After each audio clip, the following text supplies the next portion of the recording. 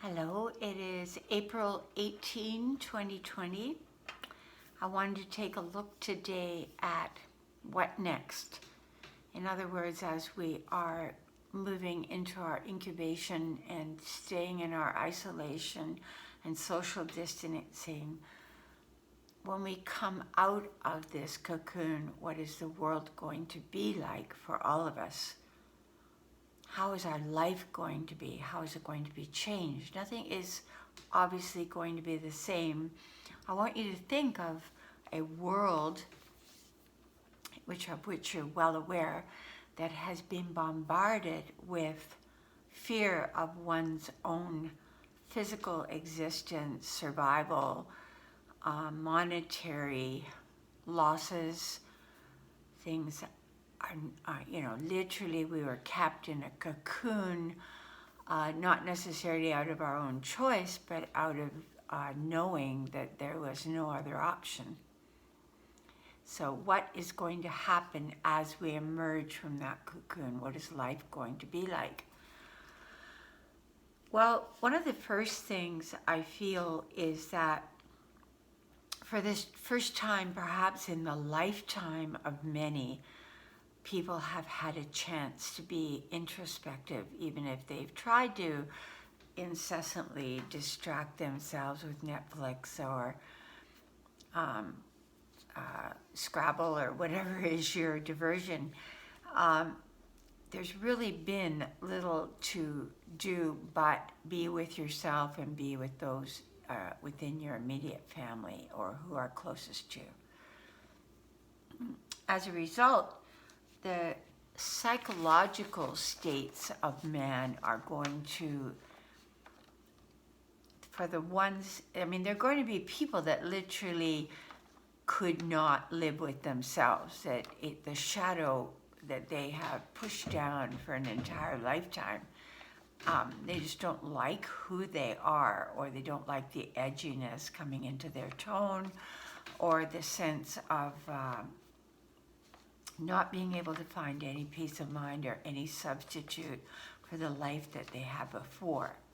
So that, to me, is a smaller percentage than how most people are going to be reacting.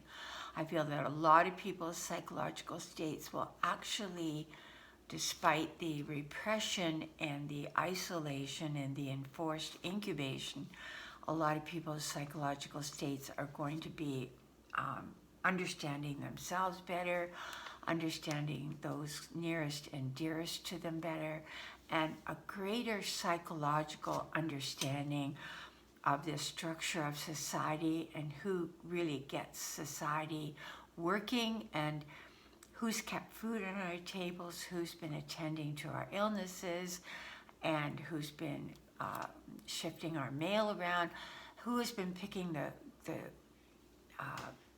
lettuce out of the fields, and who's been bringing it to us, and how have we been surviving. And those people have kept on going. So we've seen a certain level of transference from this kind of worship of the wealthy or the famous to an understanding of the bravura and heroism and deep appreciation that we have for the person that is in our daily life that we may have passed over before. We've seen that in cities, we've seen in England, we've seen people shouting out of buildings, we've seen it in Italy, people singing out of buildings, we've seen it in New York. There's been a sense of community that has arisen in the midst of social distancing. So it's been like an amazing chorus of people that we're cheering on and understanding the value of people in what before we might have considered a lesser position in life or a behind the scenes position that we never really were aware of how everything was kept going. I think you're going to find that we see, because there's been an implant of fear of large crowds, large groups. I think you're going to see a big difference in things like rock concerts or Indianapolis 500, where you have hundreds of thousands of people, or large political rallies, or any group situations that are enormous. You're going to see a shunning of those kinds of situations. Obviously, the cruise industry is probably going to suffer maybe for a few years, because the cruise industry is going to be associated with being a locked-in position with nowhere to go when illness strikes. I think you also will see that the airline industries will get a boost from the government, but even then, I don't know if people are going to have the same, because they don't have a confidence in how long the virus is going to last, or if it's going to boomerang back to us again, or if we're going to feel it sort of lingering in the air, and as it moves from place to place, kind of a new experience of it. And so we're still hearing about it and seeing the death rate go up, even though we are perhaps not experiencing it in our own area past another 6 to 8 weeks. I think we will be conscious of it. It will be a sort of a, and I don't really seeing it go away 100%.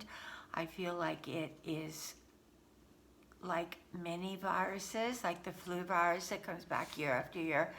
There will be mutated forms of it. There may be a vaccine created for it, but I do see also, because it's a strong virus, that it may mutate into different forms, and we have to keep catching up to it, so to speak, and preparing ourselves. So really, the big shift that's going to take place within humanity, and it's not within everybody, but within a lot of people, is a profound consciousness about diet, about how to keep your immune system strong, how to keep your mind in a position of optimism, and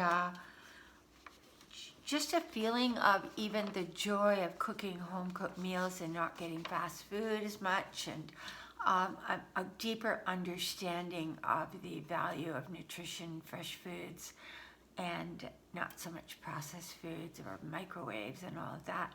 We're going to move away from all of that. It's going to be more people thinking to grow their own gardens and to have a sense of fresh foods, and deeply becoming more sensitized to our bodies, not treating our bodies so much like a machine, prioritizing it more in our daily life. We already see that in California always, because it's more body conscious, but here it's going to be more of a sense of survival and a sense of realizing that these viruses that are emerging as there's less oxygen in the air, because we've lost our forests, because we've abused Mother Earth and her oceans and air and trees and forest reforestation, all of that. I think we're going to have a greater emphasis on our environment. We're going to nurture and appreciate our environment more. We're going to have more of an understanding of the value of trees and rainforests and herbs and natural ways to keep our bodies strong. So it's not going to be so much curative as preventative aspects of health that there's going to be a big surge in learning about that.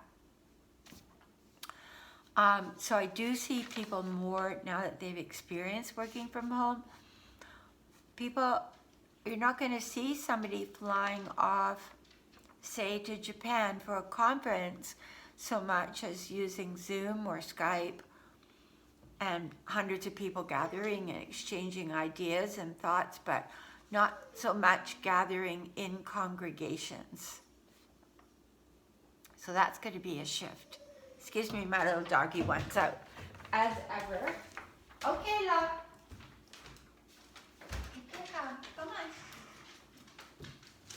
That's a girl. Good Gertie.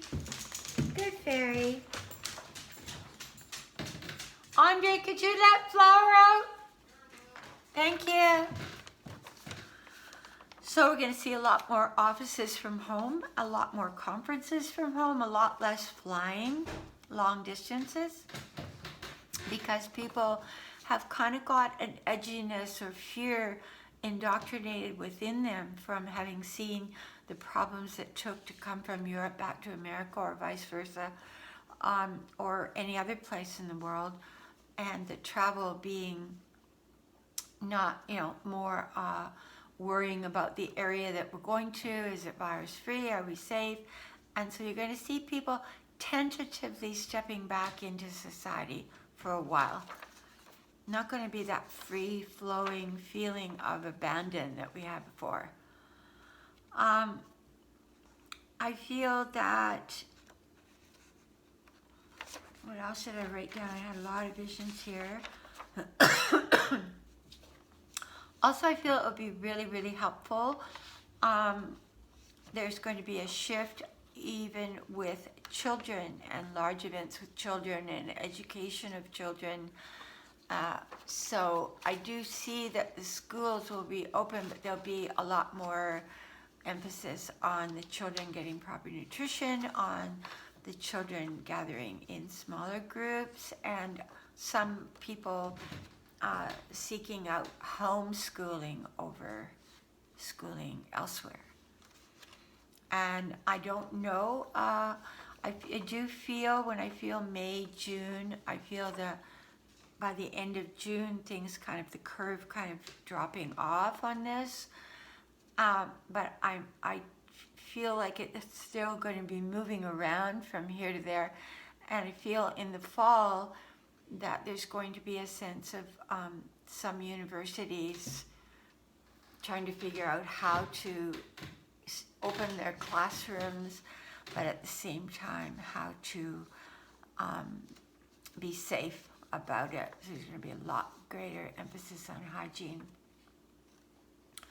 One thing I really thought, strongly saw a big, huge change about is how we treat our elders, and the way a lot of our elders have been shunted off to homes, not always out of choice. Sometimes people have not known what to do with somebody with Alzheimer's, or they've had to work and they've had a parent with Alzheimer's and they've had to find a place for them. But what I feel that we're going to be is much more in touch with our elders and much more cognizant of, if we do find a retirement home, the circumstances of that home, how hygienic it is, and we're going to be much more honoring of our elders, and there'll probably be more usefulness, more aging people contributing to society, not just reaching a certain age and kind of cut off from society. So I feel there's going to be more simpatico feelings towards the elderly. And I feel like there'll be, I feel in some ways we've been mistreating our elders. I think we've been ignoring them. I think we've been too youth-oriented and too much youth-oriented about our own self and how we look and aging and all of that. So we're going to have a different attitude about our health. It'll be more preventative, but it won't be so neurotically compulsive about our looks. We'll be much more protective over the elderly. What are they on? What meds are they taking? What's going on with them? Are we looking out for them? And a lot of interaction between the very young and the very old. I see a lot more of that occurring. Also, if you look at the cities that are highly populated, like New York, Hong Kong, cities in China, Wuhan, for example, they had a massive elderly population there. That's why you saw an increased percentage death rate there. So those kinds of things are going to be explored deeply. I feel that the stock market will recover, but it will be more of a correction than an inflated recovery to where it was before, where it was falsely inflated. So I do feel there will be a rebalancing of it, but it will be where it was super high, it will come to a more reasonable expression of what it's worth, and that correction will remain in place. I do feel the economy will start to come back, but that might not be until 2021. I feel 2020 is going to be getting back on our feet. I feel getting into February, March, April next year, more opportunity, more innovative new expressions of how we spend our money, where we spend our money, and what kind of corporations are being built. Also within corporations, I think there's been a strong new understanding where before the leader of the corporation was getting a massive sum and then all the workers were getting a pittance in compared to what he was getting. Now there's an understanding that these corporations cannot operate without the common man, so to speak. So that's going to be quite different. That's going to be a greater respect and understanding of this huge disparity. That's going to be something that really comes up as people are struggling to get on their feet and feed their children and pay their rent. This disparity is going to become more and more frustrating and noticeable, and it's got to be rebalanced. There's got to be a redistribution of wealth. That's otherwise a lot of people are going to suffer and go without food, and it's going to be bad. So that's something that I think we're really going to be thinking about. You go lie down, sweetheart. Go lie down. Flower gets up. She has to walk a lot to keep her body going. So that's why you hear that little pacing sound in the background, because she's not been doing too well. And she's very wise. She knows how to get her own body moving and get everything started up again. I think there's also going to be a stronger focus on mental health. So I think we're going to think a lot more about, because we've had to face our own mental health and our own sense of imbalance, and a lot of issues have come up within ourselves. So I think you're going to see a lot more people going into therapy or helping out the mentally ill, and looking at homelessness. I think that's going to be a big shift, because a lot of these hotels in Los Angeles, for example, took the homeless in and gave them rooms because the rooms are all empty, and they had the opportunity to, a few of them, to restructure their lives and to have a place to sleep and bathe and feel like a human being again. So I think that understanding of homelessness is definitely going to be seriously reviewed, because homelessness could rise unless for certain jobs, if people don't get moving again. So I think initially you're going to see a rush back to action and their office and the work and all that. But then eventually I think you're going to see people say, I have other priorities in my life now than spending 2 hours a day on a freeway or sitting in an office next to a lot of people when I don't know what their health situation is. So I think that's going to filter back to the home. I also think you're going to see a rise in robotics in our future for the menial tasks that could be done by robots. I think you're going to see that.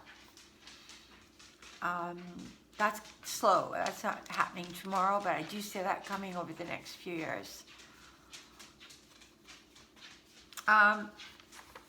with that rise in robotics, then there's going to be a greater number of people without work. And kind of that idea that Andrew Yang had, that some people might receive a certain sum of money every month, that looks to me as though it's very possible that that could happen, that there'll be a certain segment of society that is receiving a certain amount of money until they get going again. I think the tragedy in our country is that we didn't keep all these people employed and give the money to the company to send them as a paycheck, but instead a lot of them went on unemployment, and so a lot of those jobs may not totally be available down the road. The other thing I was noticing is that I feel that in some ways this virus has been a leveler. It's kind of like, and our actions as a human group have been horrific to our Mother Earth, just terrible, and to our creatures. The way we've treated the creatures in factory farms. It's no wonder that farm had to close down because of the virus, because you can imagine the sanitary conditions there and the suffering and the negative vibration existing in these factory farms. It's just horrific. That's got to shift. That's got to change completely. And that may be one of the major adjustments in our diet. And how can we, as a society, justify using animals in laboratories or in circuses or in a place like SeaWorld, where you've got dolphins caged up who have had thousands of miles of ocean now in a bathtub? How do we justify those things? There is a universal karma for mankind for how we have treated the creatures that I feel is also coming back on us. So a lot of these animals could be carrying viruses too. We need to think about that. Not just from the standpoint of eating meat and what it does in our body, but actually the treatment of the animals. All the animals, and the dairy farms and the chicken farms and the beef, and how much land it's taking to raise this beef, and taking little calves away from their mothers and putting them in enclosures. We've done some appalling things to animal, and there has to be a karma attached to that. Even puppy mills. All of it. All of it. Look how the birds have come back. We have more birds singing in our yard than I've ever heard in my life. And the skies are blue and the birds are out in full force. And a lot of the creatures are showing up. So I do feel there's going to be also a reshaping of communities that won't be just your initial family, but also, nor just like your social group on Facebook, but I feel also that people are going to seek out ways to grow, and they're going to be more aware of their emotional, mental, and spiritual growth. Now, this is something I don't see tomorrow, and I don't see in a massive number of people. People say everyone's waking up in consciousness right now. I don't know if that's true. I think there are lots of people that have woken up a little bit, but I think that there's still a lot down the road to wake up more to, and to bring a sense of hope and to mankind. And I also feel the number one thing is that people are realizing their actions have an effect. Their choices have an effect. So I would say, again, to end the video, that the biggest, to draw out a card of why I think this all happened, the card that I drew out was the Archangel Zalcaliel, and it was the card of compassion, divine compassion, which we talked about before, divine mercy. And the words on the card are, I asked why this happened to mankind. And the words I got were, soften your heart with respect to this situation and all the people involved, including yourself. So I feel that probably the main message of this experience has been to love ourselves more and to love our fellow man more. And through loving our fellow man more and seeking the God in all of life, we are developing a greater sense of divine compassion. And I'm just going to draw one card for what I see as, because I did feel getting into May, some things would start to slowly open up. By the end of June, a lot more would be opening up. But I feel like this virus could swing back around late December. I was getting that message that we could see it reemerge and that we could have some good treatments for it by then, but also I do feel there could be over the next few years, unless we shape up about the environment and about, because remember, when we don't have the oxygen in our bodies is what keeps our immune system high. So until we solve that problem, and think of all the fires that burned all the forests in Australia and America and the rainforests in South America, all of that, just the nonsense of how we sold all that off. That has to be reconstituted. We have to start regrowing. Growing gardens in your backyard, that's another thing. Everyone should be growing a garden. That would make a huge, huge difference in your health and in connecting to the earth and feeling Mother Earth and what she's going through. So the next 6 months for all of us. Angel therapy.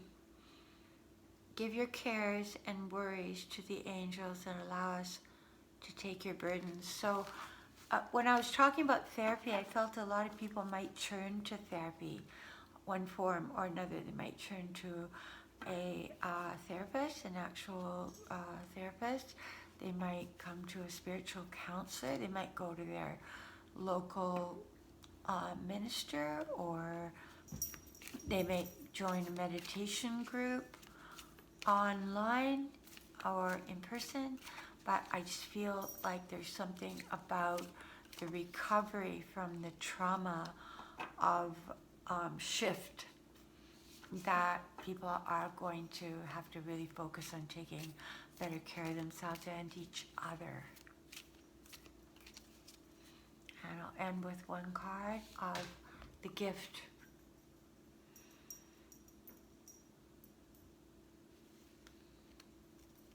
The gift is we've learned courage. Be courageous, stand up for your beliefs. So people have been re-evaluating what they do believe. What is real? What is a lie? And courage, we've been really applauding the courage of certain leaders and governors and hospital workers and all the people that are doing those day-to-day jobs. Just amazing, their courage. Those are the silent heroes. And also congratulate yourself that you too are finding a hero within yourself to be able to walk out in the world and intermingle when you have to, with respect and distancing, and at the same time showing the courage to go it alone for a while. Thank you. God bless you. If you'd like a personal reading on how this will be affecting you and your chart, your life, etc., write me at angelicmercy44@gmail.com. Thank you, and God bless you.